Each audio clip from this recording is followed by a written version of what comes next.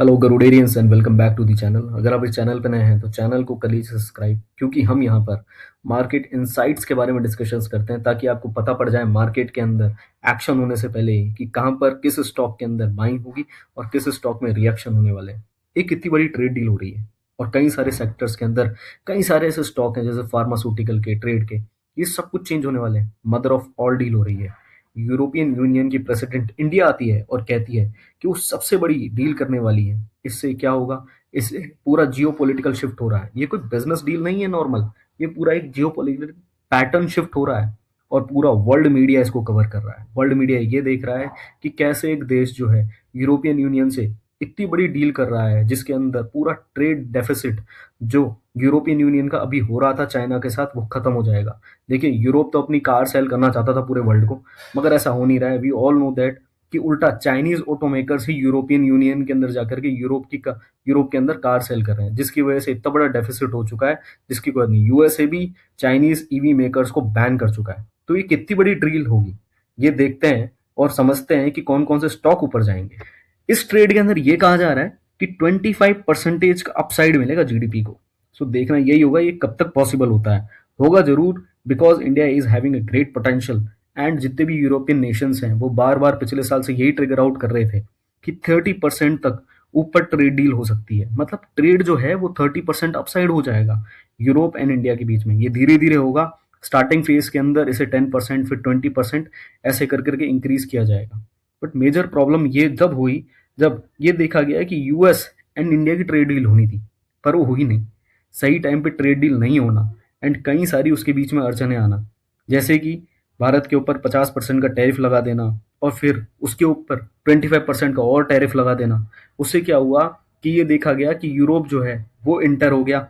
Europe and USA को same deal दी गई थी अपने इंडियन गवर्नमेंट के through, and we have to always press our government. अगर गवर्नमेंट को बढ़िया काम कर रही है तो हमें प्रेस करना चाहिए government. And if you do have a long term investment portfolio in your family, तो आपको एक बार फैमिली मेंबर से पूछना चाहिए कि कैसे PV Narasimha Rao government and Indira Gandhi government के टाइम पे जो डील्स हुई थी, जो सैंक्शंस हुए थे, उनके बाद जो है कितने अच्छे से इकोनॉमी को जो है बूस्ट मिला था। एंड हो सकता है आने वाले टाइम के अंदर भी जो भी आपके पास म्यूचुअल फंड के अंदर फंड्स हो एंड लॉन्ग टर्म इन्वेस्टमेंट्स हो, वो आपको मल्टीपल ऑर्डर के अंदर इंक्रीज होते हुए दिखे। आपका पोर्टफोलियो जो है मल्टीपल वेज से जो है इंक्रीज हो सकता है। एंड कई सारे मेन मुद्दे रहे जैसे कि personal egos and Donald Trump के जो है वो गवर्नमेंट के अंदर जितने भी पॉलिटिकल लीडर्स है वो नहीं चाहते थे कि कोई ट्रेड डील हो because of the Russian allegations and जो इंडिया का जो एक बिगर लार्ज पिक्चर था उसकी वजह से। एफटीए जो कि एक फ्री ट्रेड व्यापार समझौता है, इसमें दोनों को फायदा मिले।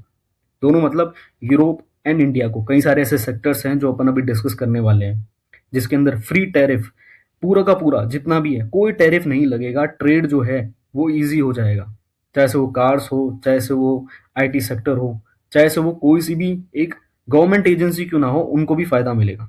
आने वाले टाइम के अंदर जितनी भी कार्स हैं उनके ऊपर टैरिफ कम हो जाएगा। इंपोर्टेड वाइन्स जो इंडिया के अंदर आती थी वो कम हो जाएगा एंड सर्विसेज के अंदर भी जो है इंपॉर्टेंस मिलेगी।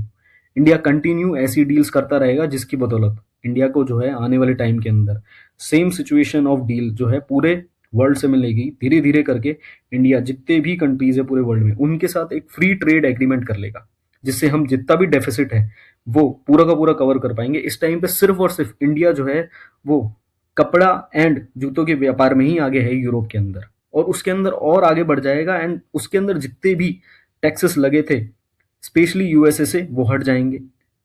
फ्री ट्रेड डील कर पाएगा। ऑटोमोटिव जितने भी यूरोप से आ रही थी उनके अंदर 110% का जो टैरिफ लग रहा था वो धीरे धीरे करके 10% हो जाएगा। राइट, अल्कोहल के ऊपर कम हो जाएगा जो कि 150% था। उनके एरोस्पेस को अच्छा जो है मौका मिलेगा। और उसके साथ इंडिया के अंदर भी काफ़ी सारे ऐसे सेक्टर हैं। लेकिन क्या ये समझौता सिर्फ एक पैसे के बारे में? ऐसा नहीं है। अगर आप देखेंगे तो इस ट्रेड के होने से पहले यूरोप ने एक पूरा मैप इंडिया के सामने जो है डाला। पूरे वर्ल्ड के सामने एक मैप डाला इंडिया का हमारे 26 जनवरी में। वो मैप ये था कि वो मैप क्लियर दिखा रहा था कश्मीर को इंडिया का पार्ट।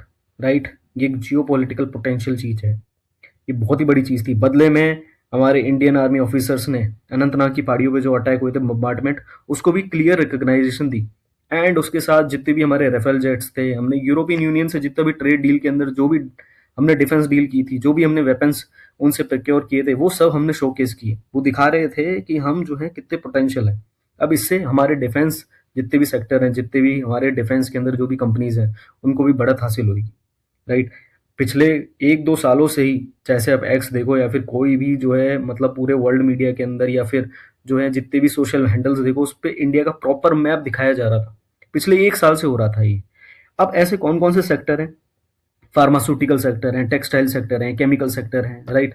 अगर आप चाहें तो हम इसके ऊपर एक पूरी वीडियो बना देंगे, जिसके अंदर हम जितने भी सेक्टर्स हैं उनको रिकग्नाइजेशन दे करके उन पे कौन कौन से स्टॉक हैं जिनके अंदर आप बाय कर सकते हैं। जैसे फार्मा सेक्टर में तो Sun Pharma, doctor Reddy, right, Cipla.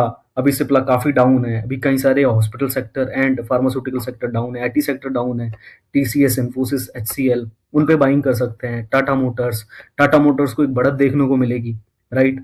Bharat forge, ठीक है, मदरसन सुम्मी, ठीक है। इसके अलावा अगर आप टेक्सटाइल की बात करें तो Vardhman textile, Arvind and Raymonds, right.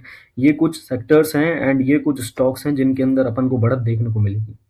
और इसके आगे अगर बात करें तो क्या इतना आसान रहेगा कि डबल हो जाएगा हमारा ट्रेड? देखिए, डबल तो हो जाएगा हमारा ट्रेड, पर चिंता की बात यह है कि क्या हम मीट कर पाएंगे रेगुलेशंस को, और हमारे जो है एग्रीकल्चर एंड अदर जो हमारे जो अदर सेक्टर हैं, क्या उन पे इफेक्ट आएगा? ये देखना अपन को पड़ेगा। बट हमें ये भी नोटिस करना पड़ेगा कि वर्ल्ड ट्रेड जो है चेंज होगा एंड इसका फुल पोटेंशियल जो है अपन यूज करें। जो स्टॉक्स हमने डिस्कस किए हैं, जिस तरीके के ट्रेड हम ले रहे हैं, उससे अपन को ये आगे वाले टाइम में पता पड़ जाएगा कि स्टॉक के अंदर जो है बुलिशनेस बनी रहेगी या फिर डाउननेस आ जाएगी। तो अगर बेरिशनेस कंटिन्यू रहती है तो मार्केट को ये पता लग जाएगा कि ट्रेड से जो है इंपॉर्टेंस नहीं मिली। अगर आपको हमारी वीडियोस पसंद आ रही है एंड आप हमसे कांटेक्ट करना चाहते हैं तो you can directly scan the QR and आप इंस्टाग्राम पे हमसे डायरेक्टली जुड़ सकते हैं। Thank you for watching the video again. And इसी के साथ मैं कहता हूँ अलविदा। धर्मो रक्षित रक्षित है।